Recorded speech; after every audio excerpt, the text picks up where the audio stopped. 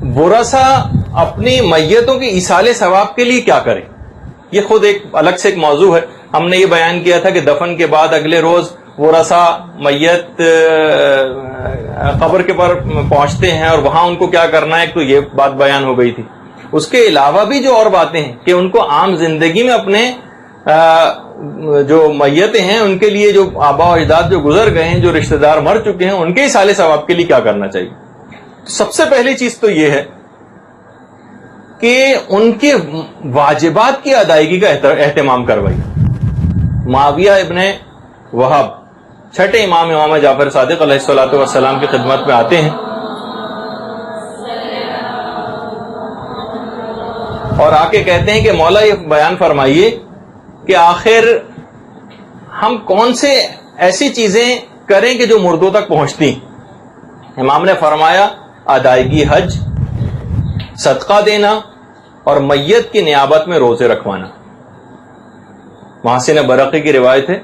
کہ یہ تین چیزیں امام نے کہا یہ اس تک ضرور پہنچتی. پیغمبر اسلام یہ فرماتے ہیں کہ دعا اور استغفار اولاد کی طرف سے والدین کو ہدیہ ہوتا ہے. الدین فی القصص ایک کتاب ہے، اس کے اندر باقاعدہ ایک بادشاہ کا واقعہ کہ بادشاہ انتقال کر گیا اور اپنے بیٹے کے خواب میں وہ بادشاہ آیا. تو جس طریقے سے اولاد بھی ہے وہ بھی بادشاہ کو امیر ہی یا امیر کہہ کے مخاطب کرتی تھی. تو بیٹے نے کہا یا امیر آپ کی کیا حالت ہے؟ تو باپ نے کہا ہے بیٹا مجھے یا امیر نہ کہو، مجھے یا اسیر کہو. اور دیکھو جب بھی کوئی تم غذا کوئی بچ جائے تمہارے پاس کھانے سے اور تم اسے پھینکنے لگو تو دیکھو کسی کتے بلی کے آگے وہ غذا کو ڈال دو اور اس کا ثواب میرے لیے ہدیہ کر دیا کرو، مجھے بے انتہا اس ثواب کی یہاں پر شدید ضرورت ہے. تو آپ نے دیکھا کہ بہرحال جو انتقال کر گئے ہیں لوگ، ان کے ایصال ثواب کے لیے یہ سب چیزیں کرنا انتہا سے زیادہ ضروری. پیغمبر اسلام جو فرماتے ہیں کہ اولاد کی طرف سے والدین کے لیے حج کرنا، فقط اور فقط حج کرنے کی وجہ سے ہی اولاد فرما برداروں میں لکھ دی جاتی. اور سب سے بہترین جو صلہ رحمی ہے مرنے والے کے ساتھ وہ اپنے مرحوم رشتہ داروں کی طرف سے حج کرنا. سب سے بہترین مرحوم رشتہ داروں کے ساتھ جو صلہ رحمی ہے وہ ان کی طرف سے حج کرنا. پیغمبر اسلام فرماتے ہیں کہ جب بھی کوئی شخص ایصال ثواب کرتا ہے، یعنی کسی کو کوئی ثواب ہدیہ کرتا ہے، اس تک پہنچاتا ہے، تو جبریل اسے نور کے طبقوں میں رکھ کر، نور کے برتنوں میں رکھ کر اس کو اس کے قبر کے کنارے لے جاتے ہیں اور اس سے کہتے ہیں کہ ہدیہ تیرے گھر والوں نے بھیجا، اس کو تو قبول کر. اس وقت وہ مرنے والا انتہائی خوشی اس ہدیے کو قبول کرتا ہے، اور جس وقت اس کے پاس یہ ہدیہ آیا ہوا ہوتا ہے تو اس کے پڑوسی بڑے غمگین ہو جاتے ہیں. پڑوسی تو باقاعدہ ایک روایت بھی ہے، سعد ابن عبادہ جو پیغمبر اسلام کے اصحاب میں سے تھے، وہ آ کے پیغمبر کے پاس کہتے ہیں کہ یا رسول اللہ، میری والدہ بغیر وصیت کے انتقال کر گئی، تو کیا میرا ان کے لیے صدقہ کرنا ان کو نفع پہنچائے گا؟ تو پیغمبر اسلام نے فرمایا ہاں سعد، ان کے لیے صدقہ کرو چاہے بکری کے جلے ہوئے پائے کیوں نہ ہو. یعنی کبھی بھی آپ اس سے یہ نہ سوچیے گا کہ بس صرف بڑے بڑے ہی ہمیں کام کر رہے ہیں اور اتنی دیگیں ہی پکوانی ہیں تو ہی ایصال ثواب ہوگا. نہیں، جتنا بھی ممکن ہو سکے آپ کے لیے، جس قدر بھی ممکن ہو سکے میت کے لیے ایصال ثواب کرتی رہیے گا. اور باقاعدہ ایک مرد صالح کا ایک واقعہ کتاب میں پڑھ رہا تھا کہ جس نے خواب کے اندر یہ دیکھا تھا کہ اہل قبور حلقہ بنا کر کھڑے ہوئے ہیں. اہل قبور حلقہ بنا کر کھڑے ہوئے ہیں تو وہ جو شخص خواب دیکھ رہا تھا اس نے جا کر ان سے پوچھا کہ کیا بات ہے، کیا قیامت آ گئی جو آپ اس طرح سے کھڑے ہوئے ہیں؟ تو اس پر ایک مردے نے جواب دیا جس کی روح وہاں پر موجود تھی قبروں کے اطراف میں، کہا کہ ہمارے ایک بھائی نے سورہ اخلاص پڑھ کر یہ ثواب ہم تک پہنچایا ہے جسے ہم 1 سال سے تقسیم کر رہے ہیں. تو آپ نے دیکھا کہ اتنی، یعنی جو ہمارے لیے صرف چند سیکنڈز کی چیزیں ہیں لیکن مردوں کے لیے کتنا زیادہ فائدہ پہنچانے والی. تو کوشش کرنا چاہیے کہ روزانہ ہم اپنے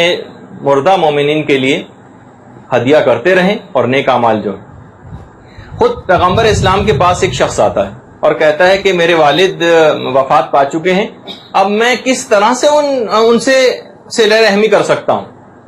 کیا کون کون سی نیکیاں ان کے لیے کر سکتا ہوں؟ پیغمبر نے فرمایا کہ 4 حقوق تمہارے والدین کے تم پر اب بھی باقی ہیں، 4 حقوق۔ نمبر 1 دعا میں کبھی ان کو فراموش نہ کرنا۔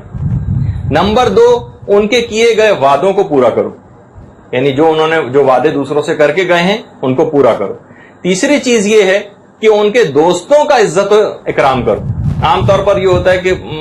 والد مثلا بوڑھے تھے، انتقال کر گئے، ان کے جان پہچان والے جو ظاہر ہے جو ان کے ہم عمر ان کے دوست ہوں گے وہ بھی بہت بوڑھے ہوں گے، تو لوگ عام طور پر ان کی طرف دیکھتے نہیں ہیں، التفات بھی نہیں کرتے۔ پیغمبر نے فرمایا کہ یہ جو 4 حقوق ہیں تمہارے والدین کے، ان میں سے ایک ان کے دوستوں کا عزت و اکرام ابھی بھی کرنا ہے۔ اور نمبر 4 اپنے والدین کے رشتہ داروں کے ساتھ نیکی کرتے رہو، کیونکہ اب ان کے رشتہ دار بھی جیسے اب ہمارے لیے بڑے پرانے اور بوڑھے وہ ہو گئے ہیں، اور ہم بہت سارے لوگ ان سے بات کرنے کے لیے جانا بھی پسند نہیں کرتے، تو پیغمبر اسلام کی یہ 4 حقوق ایسے ہیں جو والدین کے مرنے کے بعد بھی باقی رہتے ہیں۔ الدین فی القصص، جس کا میں نے اس سے پہلے حوالہ دیا تھا، اس کتاب کے اندر سمرقند کے ایک شخص کا، ایک مومن کا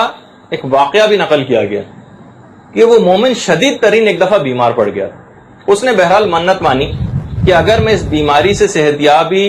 پا گیا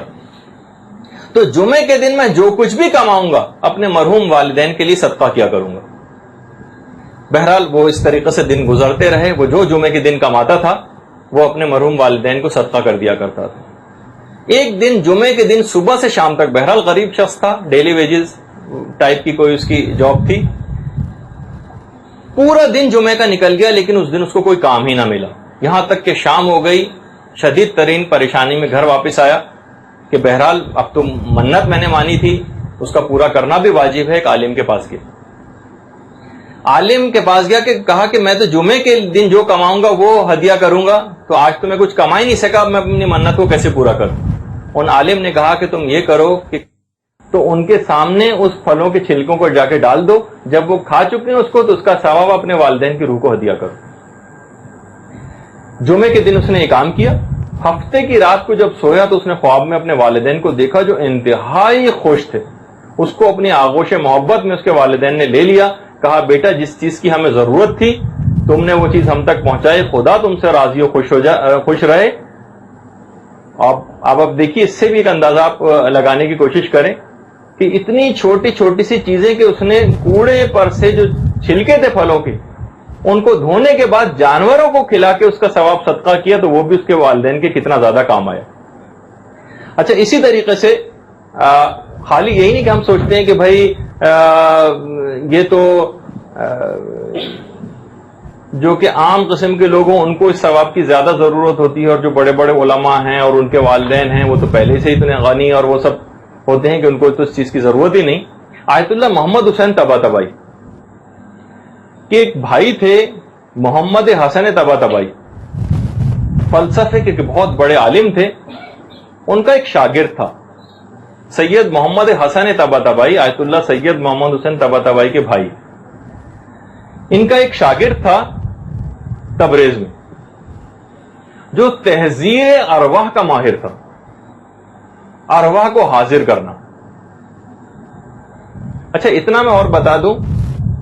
کہ موجودہ مجتہدین کے فتوے میں تحذیر ارواح حرام ہے، ارواح کو حاضر کرنا، اور بہرحال یہ ایک علم اور فن ہے اور یہ چیز پاسبل ہے۔ اتنا میں بتا دوں کہ یہ چیز بالکل پاسبل ہے، روحوں کو عالم ارواح سے بلا لینا، لیکن بہرحال موجودہ مجتہدین نے اس کو حرام قرار دیا، آقا کوئی نے بھی حرام قرار دیا تھا۔ اچھا، صرف آیت اللہ خامنہ ہی ہیں جو تحذیر ارواح کو مطلقاً حرام قرار نہیں دیتے، فرماتے ہیں کہ اگر ان کو اذیت نہ ہو اور کوئی اور حرام اس کے اندر نہ آئے تو بہرحال تحذیر ارواح میں شرعاً کوئی قباحت نہیں۔ لیکن آقا سیستانی ہیں، آقا خوئی ہیں اور دیگر جو علماء ہیں وہ یہ کہتے ہیں کہ بہرحال ارواح کو بلانے میں ارواح کو ایک اذیت تو ہوتی، اور ارواح کو اذیت پہنچانا یہ بھی حرام ہے۔ تو لیکن بہرحال یہ نجف کے اندر باقاعدہ مراجع کے سامنے کچھ جو اس کے ماہر تھے انہوں نے اپنے فن کا مظاہرہ بھی کیا اور پرانے بڑے بڑے علماء کی ارواح کو حاضر کیا تھا. ایک پورا واقعہ ہے بڑا تفصیل کے ساتھ جو انشاءاللہ کبھی اور ہم سنائیں گے. لیکن بہرحال تو آیت اللہ طباطبائی فرماتے ہیں کہ میرے بھائی محمد حسن طباطبائی نے اپنے اس شاگرد کے ذریعے کئی ارواح سے رابطہ کیا تھا اور کہہ رہے ہیں کہ اس شاگرد کا میرے بھائی سے بھی اس سے پہلے کوئی رابطہ نہیں تھا. اس سے پہلے ان کا کوئی رابطہ نہیں تھا اس سے. جب انہوں نے پوچھا کہ بھائی تم میرے پاس تمہیں کس نے بھیجا ہے علم حاصل کرنے کے لیے فلسفے کا, کہا کہ مجھے فلسفے کا علم حاصل کرنے کا بہت شوق تھا اور یہ علم مجھ کو پہلے سے آتا تھا تحذیر ارواح کا, تو میں نے ارسطو کی روح کو حاضر کیا تھا. تو ارسطو کی روح نے مجھ سے کہا, اور میں نے ارسطو کی روح سے سوال پوچھا کہ میں فلسفے کا علم کس سے حاصل کروں, تو ارسطو کی روح نے کہا کہ تم ملا صدرہ کی کتاب اسفار خریدو اور اس کے بعد محمد حسن طباطبائی جو آیت اللہ محمد حسین طباطبائی کے بھائی ہیں ان کے پاس جا کر اس کو پڑھو. ارسطو 3000 سال پرانا ارسطو کا دور ہے. اس کے بعد اس نے ارسطو کے بعد افلاطون کی روح سے اور ملا صدرہ کی روح سے بھی مشکل ترین مسائل کا حل دریافت کیا تھا ان کے بھائی نے. اور افلاطون کا جملہ بھی انہوں نے کوٹ کیا کہ افلاطون نے کہا تھا کہ تم لوگ خدا کا شکر ادا کرو اور اپنی اہمیت کو سمجھو کہ ہم جس زمانے میں تھے تو ہم کلمہ توحید کو اپنی زبان سے ادا بھی نہیں کر سکتے تھے جو اتنی آسانی کے ساتھ آج اپنی زبان سے ادا کر رہے. تو آیت اللہ طباطبائی فرماتے ہیں کہ وہ جس شخص کی بھی روح کو چاہتا تھا حاضر کر دیتا تھا. البتہ 2 علماء کی ارواح کو وہ حاضر نہیں کر سکا, رضی الدین ابن طاؤس اور سید مہدی بحر العلوم, جن کا ابھی میں نے پورا واقعہ آپ کی خدمت پیش کیا. کہا کہ صرف ان 2 ارواح کو حاضر نہیں کر سکا کیونکہ ان دونوں ارواح نے عالم برزخ سے پیغام پہنچایا کہ ہم آپ کے پاس نہیں آ سکتے کیونکہ ہم امیر المومنین کی خدمت کے لیے وقف ہیں.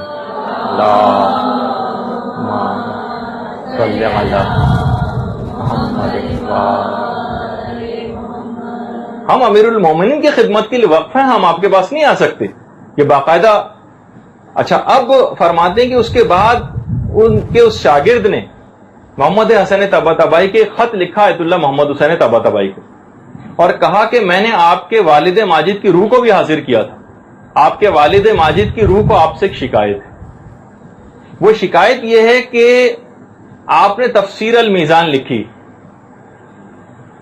اتنا میں بتا دوں کہ تفسیر المیزان اس وقت عالم اسلام کی شیعہ اور سنی تمام وہ تفاسیر کو اگر ملائیں تو اس سے بہتر کوئی تفسیر آج تک لکھی ہی نہیں گئی. اور تفاسیر کے اپنے کچھ امتیازات بھی ہیں کہ آیت اللہ خوئی نے جب تفسیر البیان لکھنی شروع کی تھی اور ابھی شروع ہی کیا تھا کام اور ابھی صرف مقدمہ تفسیری لکھا تھا کہ آیت اللہ محمد حسین طباطبائی کی المیزان سامنے آ گئی تو آیت اللہ خوئی نے اپنی تفسیر کے کام کو بند ہی کر دیا. کہا کہ یہ ایسی تفسیر ہے جیسے میں لکھنا چاہتا تھا اور اب اس میں مزید کچھ کرنے کی ضرورت نہیں, وہ کام ہو چکا. تو آیت اللہ محمد حسین طباطبائی فرماتے ہیں کہ اس نے مجھے خط لکھا, کہا کہ آپ کے والد کی روح آپ سے خوش نہیں اور وہ یہ کہہ رہی ہے کہ آپ کے والد کی روح نے کہا ہے کہ میرے بیٹے سید محمد حسین طباطبائی نے تفسیر المیزان لکھی ہے لیکن اس نے اس تفسیر کا ثواب ہمارے لیے ہدیہ نہیں کیا. اچھا, اب یہ فرماتے ہیں کہ میں نے جو تفسیر لکھی تھی ابھی غیر مطبوع تھی, ابھی چھپی بھی نہیں تھی اور اس تفسیر کا میرے بھائی کو بھی علم نہیں تھا کہ وہ تبریز میں تھے, ان کو بھی اس کا علم نہیں تھا. یہاں تک کہ جب ان کو بھی علم نہیں تھا تو اس کے شاگرد کو کہاں سے علم ہو گیا.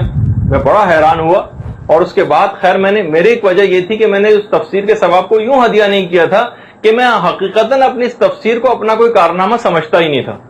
اور میں اپنی کوئی قابلیت اس میں نہیں دیکھتا تھا کہ میں اس کا ثواب اپنے والد کی روح کو ہدیہ کروں. تو میں نے اس وقت یہ کہا کہ پروردگارہ, اگر واقعی تیری نگاہ میں میری اس تفسیر لکھنے کی کوئی قیمت ہے تو میں اس کا ثواب اپنے والدین کی روح کو ہدیہ کرتا ہوں. اب تھوڑے ہی عرصے کے بعد اس نے دوبارہ اسی کی طرف سے خط آیا کہ میں نے دوبارہ آپ کی والد کی روح سے رابطہ قائم کیا ہے اور اب وہ آپ کی والد کی روح آپ سے بہت خوش ہے اور اب تو فرماتے ہیں ان کے بھائی محمد حسن طباطبائی کہ اب تو میں نے خود اپنے والد کی روح سے بات کی ہے, وہ آپ سے بہت زیادہ خوش ہیں اور انہوں نے یہ پیغام پہنچانا چاہا ہے آپ تک کہ پروردگار آپ کو طول عمر دے. تائید خدا آپ کی شامل حال رہے کہ محمد حسین طباطبائی نے کتنا بہترین ثواب ہمارے لیے ہدیہ کیا ہے. تو بہرحال یہ دیکھیے کہ یہ ایک ایسی چیز ہے کہ ہمیشہ چاہے وہ کتنے ہی بڑے عالم کیوں نہ ہوں اور کتنے ہی علم کے درجے پر فائز کیوں نہ ہوں، ان کو ہمیشہ ان ثوابوں کی وہاں پر ضرورت رہے گی جب بھی ثواب جاریہ کا ایک سلسلہ، کیونکہ زیادہ راہ بہت کم ہے لیکن سفر بہت طویل طے کرنا، تو اس میں جتنا بھی زیادہ اس عمر عزیز کو فضول کاموں میں گنوانے سے بہتر ہے کہ زیادہ سے زیادہ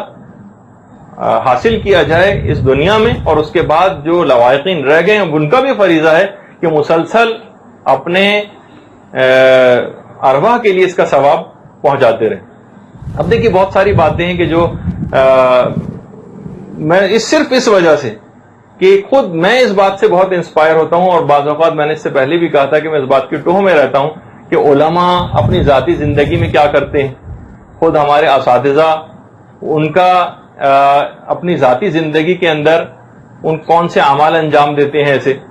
میرا ہمیشہ سے یہ ہے، اور صرف اس وجہ سے کہ جب ہم براہ راست ایک تو پرانے علماء کی ویسے کوئی بات سنیں، اور ایک یہ نہیں بالکل براہ راست ہی کوئی ایسی بات ہو تو اس سے ذرا فوری طور پر عمل کرنے کے لیے دل راغب ہوتا ہے. خود میں نے اس کا ایک تجربہ کیا اور اپنے بچوں سے ہی آغاز کیا اس کا. میں ان کو سونے سے پہلے ہمیشہ صرف ایک پرسنل بات صرف اس وجہ سے آپ کو بتا رہا ہوں کہ انشاءاللہ آپ بھی جب اس پہ عمل کریں گی تو اس کے اندر میں ثواب میں شریک ہو جاؤں گا، کہ سونے سے پہلے سالوں سے